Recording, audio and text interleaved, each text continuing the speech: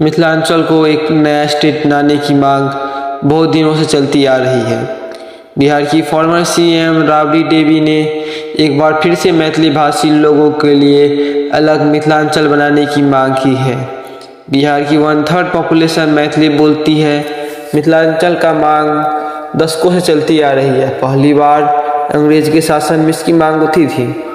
मिथिलांचल का इतिहास काफ़ी पुराना है और समृद्ध है, जो वैदिक काल से लेकर आज तक चलती आ रही है।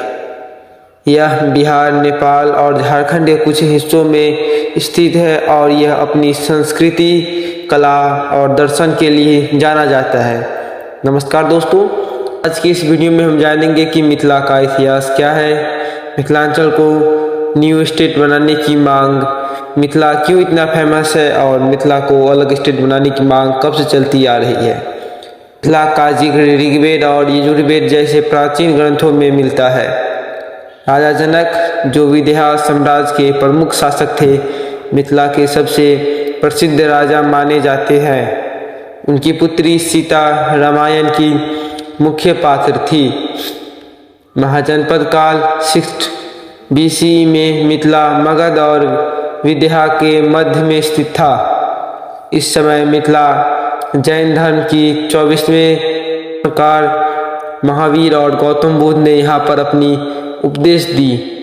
मौर्य और गुप्ता साम्राज्य के समय मिथिला शिक्षा और संस्कृति का एक महत्वपूर्ण केंद्र था। इस समय संस्कृति और पाली साहित्य का विकास हुआ था। कर्णत वंश ने मिथिला पर 12वीं सेंचुरी में अपना शासन स्थापित किया। विद्यापति जैसे कवि इसी समय के थे, जिन्हें मैथिली भाषा का जनक कहा जाता है। इस दौरान मैथिली साहित्य और कला का विकास हुआ। दरभंगा राज, मुगल और ब्रिटिश काल के दौरान दरभंगा राज मिथिला का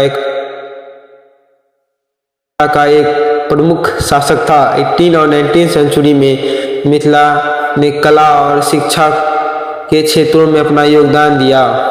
ब्रिटिश रूल 19 और 20 सेंचुरी में मिथिला भारत का स्वतंत्रता संग्राम का हिस्सा बना। मिथिला पेंटिंग, जिसे मधुबनी आर्ट भी कहा जाता है, उसका अस्तित्व इसी समय दुनिया के सामने आया। मिथिला राज की मांग की इतिहास काफ़ी पुरानी है। 1947 के आसपास भारत के स्वतंत्रता के समय ही मिथिला कई नेता और सामाजिक कर्मचारियों ने मिथिला को अलग स्टेट बनाने की मांग की थी, लेकिन उस समय